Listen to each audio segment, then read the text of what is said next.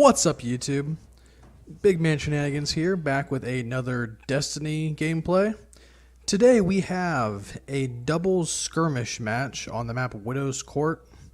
This is a very large map. The gameplay is a little bit slower, but I thought it was a very entertaining gameplay still. This was a gameplay from, I think, 2 nights ago between me and my wife, rocking the Titan with the pink shader because he looks like a little bit of a badass. Today, I want to start a new series for you guys called Road to the Rise of Iron.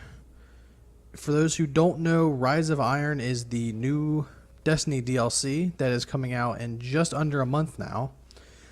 And this is the first big update to Destiny for, honestly, about almost about a year at this point. It's been quite a while since we've had a whole lot of stuff come out for Destiny. And just want to run over some notes with you guys for those who maybe want to play and haven't bought Destiny yet, or you're kind of on the fence about buying it, you don't know a whole lot about the DLC yet.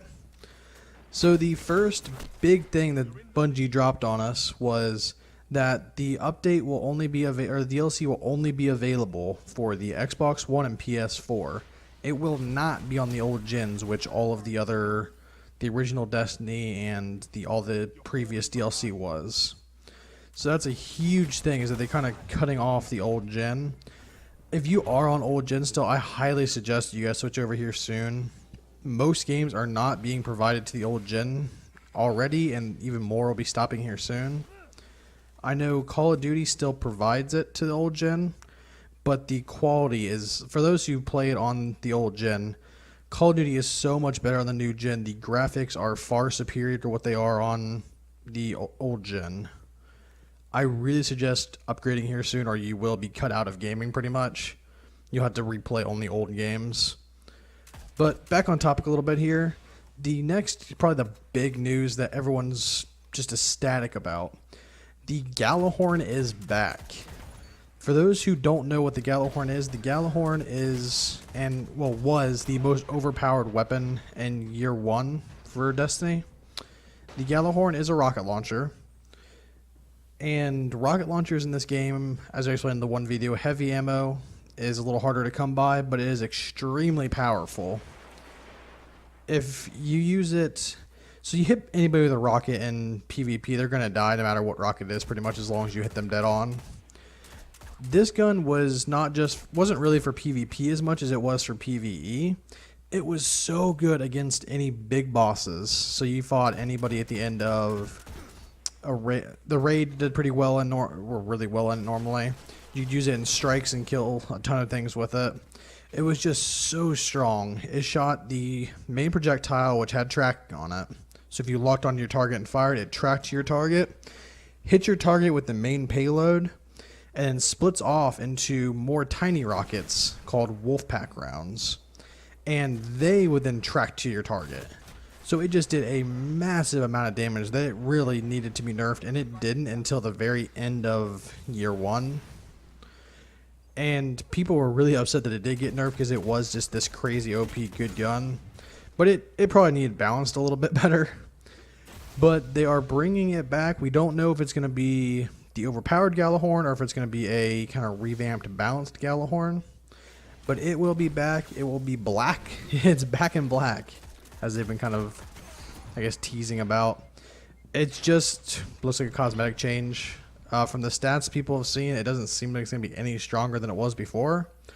So I guess let's hope it's the original Gjallarhorn again, because that thing was so good. I miss it so much. I still pull it out even though it's not as strong. I guess that's something I should probably explain when I say the difference between year 1 and year 2 guns. When the year 2 came out, the character level increased and the level of weapons increased. Kind of hard to explain if you've never played it before, but weapons have a certain damage to them. You can get a weapon now at like 330, or you can get a weapon at 335. 335 is max. If you're playing in a game mode that you're doing 100% damage and it's not balanced, which means weaker guns do weaker damage, it won't be terribly noticeable. There will be a difference in the amount of damage you do versus someone using the exact same gun but a different light level does. So it's not a huge difference, but using a gun from year 1 versus a gun in year 2. So say they did bring back the Gjallarhorn into year 2. If you had used one-on-one Gjallarhorn 1 versus Gjallarhorn 2, the Gjallarhorn 2 would win 100% of the time. Some other news is that people, I think it's only for cosmetics from what we've seen, it's only just for show, but there are wolves in the new DLC and the trailer that people showed, which I will link down in the description. But the one, I think it is just for visual appearance. I don't think it's going to actually be added into the game like Riley, the guard dog, in Black Ops. But it's pretty cool. People have been raving about it. It's like, oh, there's animals in it now, so we'll see if that actually does do anything, if it is more than just for that one scene that we saw in the trailer or not. Another big thing being added in, I think this is going to be for, I don't know if YouTubers will use it per se, or if maybe people want to make montages with it. There are things in the game called artifacts, which came out with the Taken King. Artifacts just provide a little bit of boost. They have like a little special ability. Nothing overpowered, but they are kind of fun. But they're making a what's called a quote-unquote movie-making artifact. It adds an in-game camera filter and things like that, adding tinting and things. It's not supposed to change anything in the game, like it's not going to give you an advantage using it, but it might make some people's montages look kind of interesting, so I guess we'll probably play around with that a little bit when it comes out and I get one. So another, I guess, visual appealing thing is the emotes are coming. They're bringing out more emotes, and Call of Duty, the emotes are like the aftermatch dancing stuff you guys can do. I don't like them. I think they're kind of useless. They're kind of interesting, I guess, but they're nothing that, because a lot of them you have to buy and you got to pay for. I'm not spending my money. There is no supply drop option in Destiny. I really don't want to pay so I can do a little dance randomly. I really could care less. But the one thing I am excited for that is a visual appearance thing is the introduction of ornaments, which I guess the easiest way to explain it is like a camo on your gun in Call of Duty. You can add these like textures and skins to your weapons and to your armor. And for the weapons, it is pretty much just adding a camo to the gun so it looks a little different. That has not been in Destiny before, so that's something kind of exciting to see. But what I'm really excited for is the ornaments on armor. In the trailer, they showed a Titan wearing kind of like the medieval armor like I'm wearing in the gameplay here. But he has like fire inside his mask and on his chest, and he looks like a furnace almost. But it looks really, really cool. And they kind of introduced that a little bit in Taken King. They added, I'm not sure what they're called, chromos, I think is what I believe they're called. They add like undershading to your character. They weren't, I didn't like the way they went about it. I think the ornaments look like a really cool addition to the game. So we'll see where that goes with it. Another thing was the Iron Ingrams. This is one that is not going to be game changing, I don't think, but it'll be kind of interesting. You can buy from, I believe it was Lord Saladin, you can buy the Iron Ingrams, which will give you year 1 and year 2 Iron Banner armor. Iron Banner, for those, again, who don't know, is just a game mode that comes out once a month, if nothing's glitched and there's no problems with the system at the time. That you start at rank 0 every time it comes out. Throughout the week, you get more and more XP for finishing matches. You get these like bounties, these like special daily contracts and weekly contracts that give you a bunch of XP to help level up. That help you level up more and get more reputation with them.